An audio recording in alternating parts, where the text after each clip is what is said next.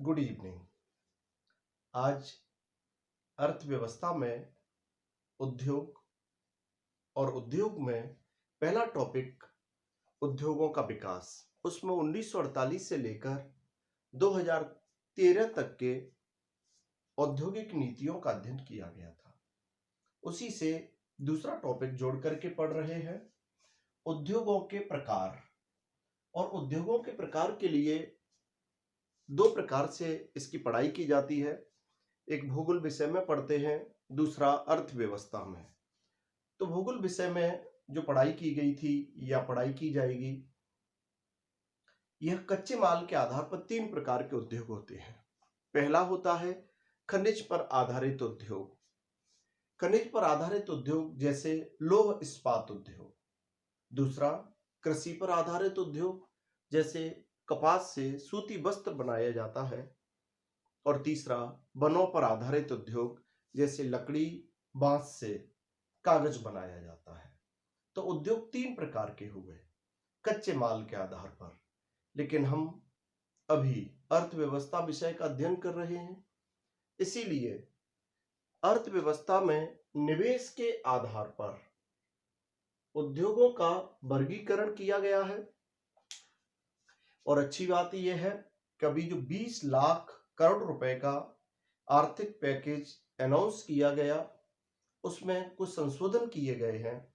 इस दृष्टिकोण से भी ये टॉपिक और महत्वपूर्ण हो जाता है। तो पहले हम इस टॉपिक को समझते हैं।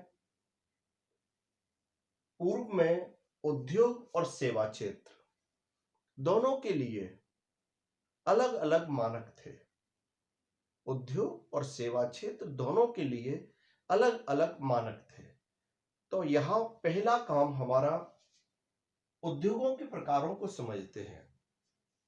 उद्योग भारत में, विश्व में 4 प्रकार के होते हैं।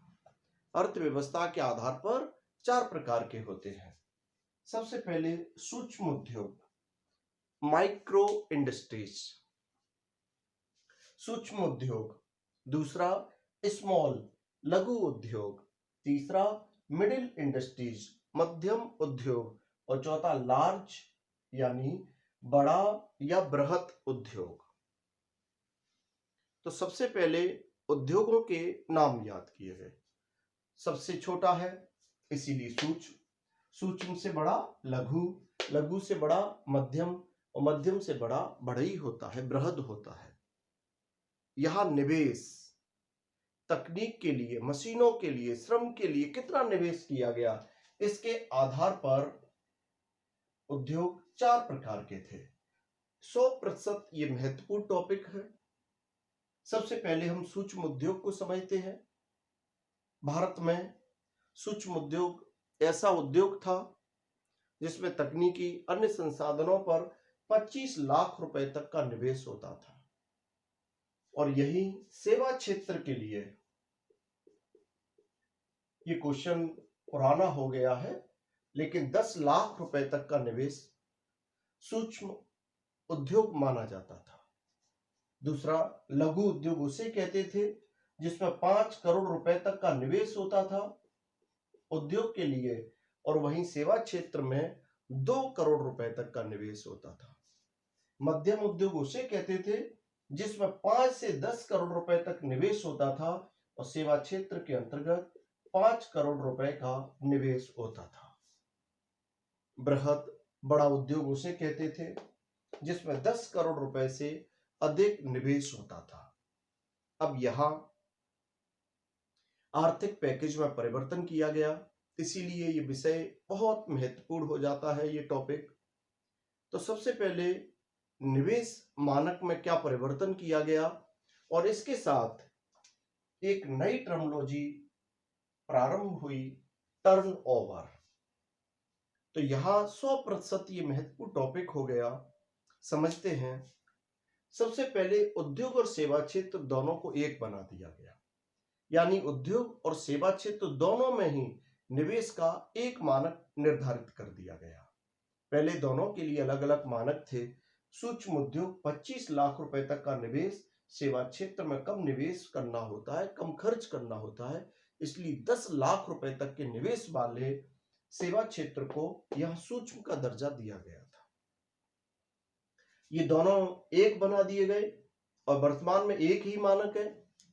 इन्हें याद करते हम। सूक्ष्म उद्योग उसे कहते हैं वर्तमान में जहां 1 करोड़ रुपए तक का निवेश किया जाए। 25 लाख से बढ़ाकर 1 करोड़ रुपए तक का निवेश। लघु उद्योग उसे कहते हैं जो पहले 5 करोड़ रुपए तक का निवेश होता था और अब बढ़ाकर के कर दिया गया 10 करोड़ रुपए तक का निवेश। मध्यम उद्योग जो 5 से 10 करोड़ रुपए का निवेश होता था, उस सीमा को बढ़ाकर के 20 करोड़ कर दिया गया। यानी 10 करोड़ से 20 करोड़ रुपए तक का निवेश वाला उद्योग मध्यम उद्योग होगा और 20 करोड़ रुपए से अधिक निवेश वाले उद्योग बृहद उद्योग होंगे। एक बार हम फिर से रिवाइज करें, एक बार हम फिर से समझते हैं। सूक्ष्म उद्योग वह है जिसमें 1 करोड़ रुपए तक का निवेश हो। लघु उद्योग वह है जिसमें 10 करोड़ रुपए तक का निवेश हो। मध्यम उद्योग वह है जिसमें 20 करोड़ रुपए तक का निवेश हो और बृहद बड़ा उद्योग वह होता है जिसमें 20 करोड़ रुपए से अधिक का निवेश हो। कुछ उद्योग ऐसे होते हैं जिनमें खर्च अधिक होता है लेकिन टर्नओवर कम होता है। कुछ ऐसी इंडस्ट्रीज होती हैं जिनमें तकनीकी संसाधनों पर कम निवेश होता है लेकिन उनकी मार्केट में इतनी डिमांड होती है कि उनका टर्नओवर अधिक होता है। जैसे खाने वाली वस्तुएं, आटा उद्योग। आटा सभी के लिए आवश्यक है। मशीनों पर कम निवेश किया गया सूक्ष्म उद्योग के रूप में, लेकिन टर्नओवर अधिक है। तो यहां ये नया संशोधन हुआ है, पहली बार हुआ है। टर्नओवर का मतलब आय और व्यय। एक वर्ष में कितनी आय हुई, कितना व्यय हुआ, इसको टर्नओवर कहते हैं। और यहां सूक्ष्म उद्योग ऐसे उद्योग हैं जिनमें तकनीकी के लिए निवेश 1 करोड़ रुपए तक हो और टर्नओवर 5 करोड़ रुपए तक। यानी वार्षिक टर्नओवर 5 करोड़ रुपए तक है, तभी वो उद्योग सूक्ष्म उद्योग कहलाएगा। दूसरा, लघु उद्योग। लघु उद्योग ऐसे उद्योग होंगे जो 50 करोड़ रुपए तक का 50 करोड़ रुपए तक का वार्षिक टर्नओवर करते हो।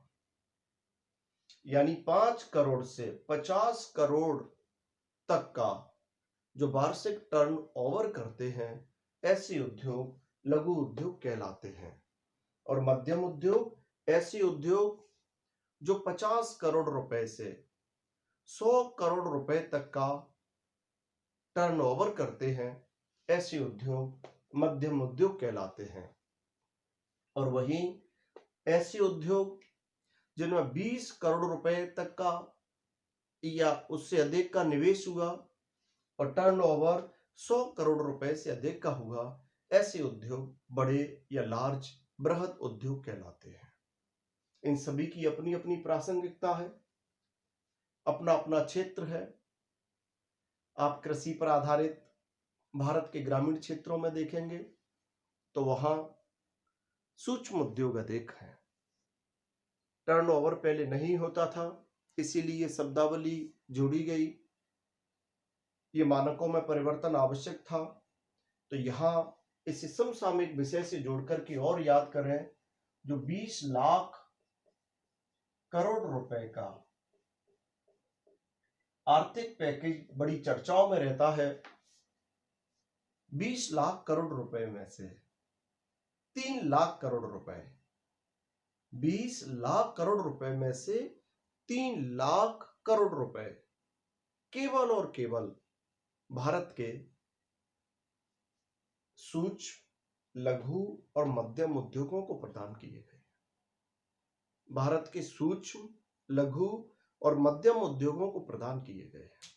इसमें भी ये प्रावधान किया गया है कि बैंक से जब इन उद्योगों के मालिक लोन या ऋण प्राप्त करेंगे तो उन्हें कोई गारंटी नहीं देना है। दूसरा, उन्हें ये पैसा 1 वर्ष के बाद मूलधन, पहले मूलधन 1 वर्ष के बाद वापस करना है और ब्याज की दर भी 1 वर्ष के बाद प्रारंभ होगी, अर्थात 1 वर्ष तक कोई ब्याज नहीं लगेगा, कोई मूलधन की वापसी नहीं करनी होगी। ये सरकार का सूक्ष्म, लघु और मध्यम उद्योगों के लिए सबसे बड़ी राहत प्रदान करने वाला ये आर्थिक पैकेज है। और इसके पीछे कारण ये है कि भारत के जो मजदूर प्रवास कर रहे हैं या भारत के जो मजदूर हैं, श्रमिक हैं, कुशल अकुशल श्रमिक, सबसे अधिक रोजगार इन उद्योगों में प्राप्त होता है और इन उद्योगों को यहाँ जीवन रेखा है और ये जीवन के लिए आवश्यक है। इसीलिए ये आर्थिक पैकेज भी आवश्यक है और ये उद्योग जिस प्रकार से वस्तुओं का उत्पादन करेंगे उसी प्रकार से कच्चे माल की खपत होगी, चाहे वो कृषि हो, खनिज हो, वन हो। और दूसरा, उसी प्रकार से उपभोक्ताओं को सस्ती वस्तुएं प्राप्त होंगी। तो ये एक ऐसा टॉपिक है जो समसामयिक है और परिवर्तन जो हुआ है इससे संबंधित प्रश्न भी जरूर पूछे जाएंगे। जय हिंद, जय भारत।